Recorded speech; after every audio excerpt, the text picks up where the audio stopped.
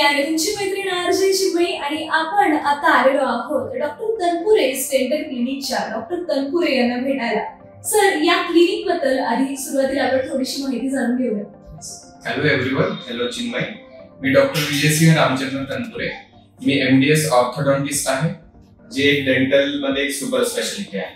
Okay. माझं clinic last 10 years पासून स्वस्तिक चौकामध्ये आहे.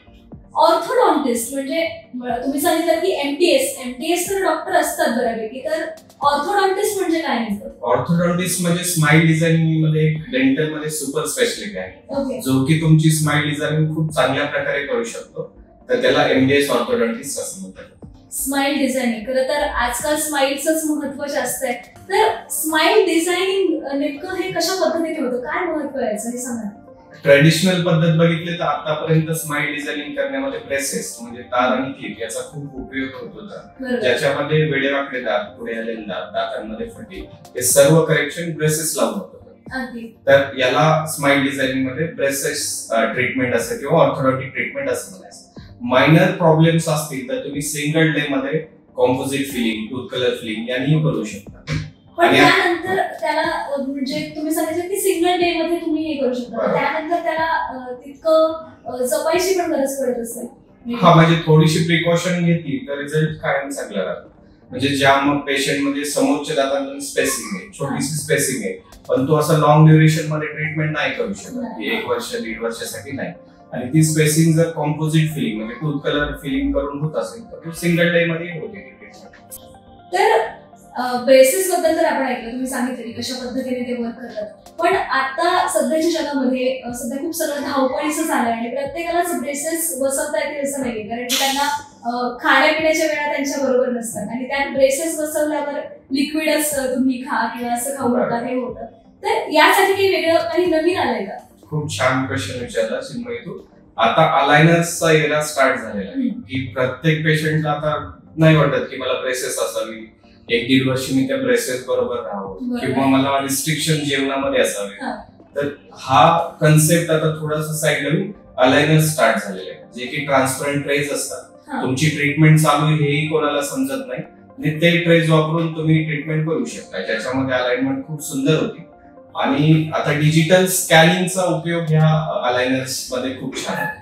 डिजिटल स्कॅनिंग म्हणजे तुमची ओरल कॅव्हिटी स्कॅन केली जाते with the help of scanner आणि 3 डायमेन्शनली तुम्हाला तुमचा प्रॉब्लेम तुमच्या डोळ्यासमोर दाखवला जातो की असा तुम्हाला प्रॉब्लेम आहे आणि आपण याच्यामध्ये काय काय इम्प्रुव्हमेंट करणार आहोत, तर हे डिजिटल स्कॅनिंग मध्ये आपल्याला दाखवता येतं. पण मग यामध्ये नेमकं काय काय दिसतं की आपल्याला डेंटल प्रॉब्लेम्स काय आहेत, इतकंच की ज्यावेळी आपण व्यवस्थित आपले दात होतील त्यावेळी आपली तुम्ही जे म्हणता की स्माइल डिझायनिंग हे पण त्यामध्ये दाखवलं जातं. येस. याच्यामध्ये तुझं अलाइनमेंटच नाही तर दातामध्ये कुठे कीड आहे, दातामध्ये कुठे स्पेसिंग आहे, दातामध्ये कुठे प्लाक कॅल्क्युलस म्हणजे हे जमा झालंय का, हे सर्व गोष्टी तुला दाखवता येतात. त्याच वेळी जर तू स्माइल डिझायनिंग साठी आलेली असेल तर तुझा प्रॉब्लेम आणि आपली ट्रीटमेंट झाल्यानंतरचा रिझल्ट हा तुला सेम डे मी दाखवू शकतो. म्हणजे आता इतकं डिजिटल होत चाललंय. एकतर मी तुम्हाला असं विचारेन की आपण आता अहिल्यानगरमध्ये आहोत, तसं विचार केला तर हे अलायनर्स किंवा हे सगळं मेट्रो सिटीज मध्ये जास्त वापरलं जातं. नगरमध्ये मी तितक्या जास्त प्रमाणात पाहिलं नाहीये. तर तुम्ही ज्यावेळी पेशंट्सना हे सांगतात अलायनर बद्दल, तर त्यावेळी त्यांचा फीडबॅक नेमकं काय असतं? हा कन्सेप्टच अजून नगरमध्ये माहित नाही की आपली ट्रीट विदाउट ब्रेसेस ही होऊ शकतात. स्माइल डिझायनिंग ही विदाउट ब्रेसेस होऊ शकते. पुण्या मुंबईमध्ये हे रेग्युलर झालेले आहेत अलायनर्स, पण नगरमध्ये हे जर आपण स्किलफुली प्रत्येक गोष्ट जर पेशंटला देऊ शकतो तर नेहमीच ते पेशंट आपल्या नगरमध्ये रेडी आहेत त्यांची ट्रीटमेंट करण्यासाठी ते अलायनर्सचा यूज करू शकतात. ओके, पण हे तितकं खरंच विश्वासार्ह आहे का अलायनर्सचे ते ब्रेसेस?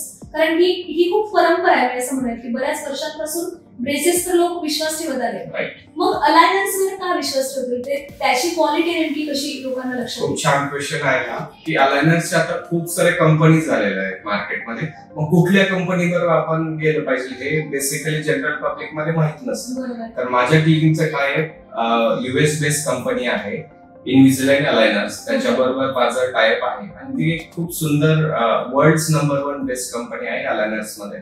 तर त्या कंपनीचे रिझल्ट प्रूव्हन आहेत, खूप सारे आहेत आणि टॉप मोस्ट अलायनर कंपनी आहे. ओके, म्हणजे तुम्हाला खर्च करायचा असेल तर चांगल्या कंपनीचं का नाही. ओके. आतापर्यंत नगरमध्ये कोणी अलायनर्सचा किंवा या नवीन टेक्नॉलॉजीचा कोणी वापर केलाय का आणि त्यांचा रिझल्ट कसा होता, त्यांना काय वाटलं? माझ्याकडे तर आता रेग्युलर पेशंट चालू झालेले आहेत. मी मागे 1 वर्षापासून अलायनर्सची प्रॅक्टिस करतो. तर खूप सारे केसेस आहेत आणि त्यांचा रिझल्टही खूप छान आहे आणि पेशंटचा फीडबॅकही खूप छान आलाय मला. सर हे आधीच माहित असतं तर माझ्या मुलाचीही केली असती, म्हणजे इथपर्यंत तो फीडबॅक येतोय. ही गोष्ट सोडता अजून कोणकोणत्या स्पेशालिटी आहेत की त्यामध्ये लोक येऊन इथे त्यांचं चेकअप करू शकतात?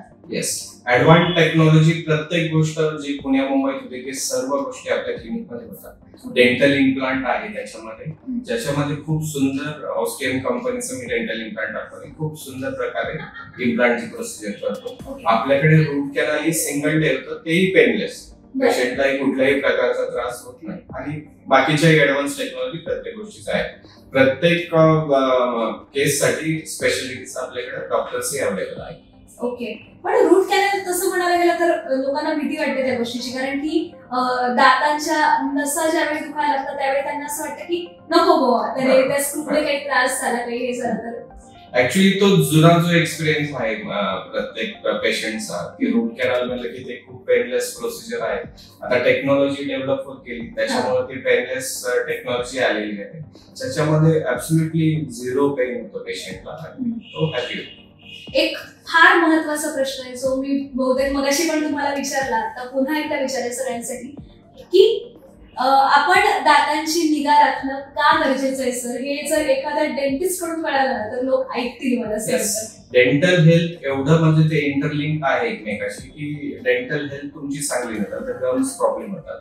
गम्स प्रॉब्लेम मुळे तुम्हाला कार्डियक प्रॉब्लेम सुद्धा होऊ शकतात, ज्याच्यामध्ये हार्ट अटॅकचंही काही प्रमाण आहे. तर डेंटल हेल्थ चांगली असणं हे खूप गरजेचं आहे. ऐका आणि याबद्दल खरंच विचार करा नगरकर, कारण मला असं वाटतं की सगळंच आपल्या शरीरातला प्रत्येक भाग असा असतो की जो आपल्याला चांगला ठेवणं गरजेचं असतं. तसंच दातांकडे आपलं दुर्लक्ष होतं. ऑर्थोडॉन्टिस्ट जर सांगत असेल तर आपण त्यावर लक्ष देणं खूप जास्त गरजेचं आहे. आणि थँक्यू सो मच सर, तुमचा वेळ दिला तरी भरपूर गोष्टींवर खरं तर प्रकाश पडला आणि आता लोक जास्तीत जास्त आपल्या दातांच्या हेल्थवर पण लक्ष देतील यावर आपण नक्कीच अशी आशा करू शकतो. Yes, prevention is always better than cure. Yes, definitely.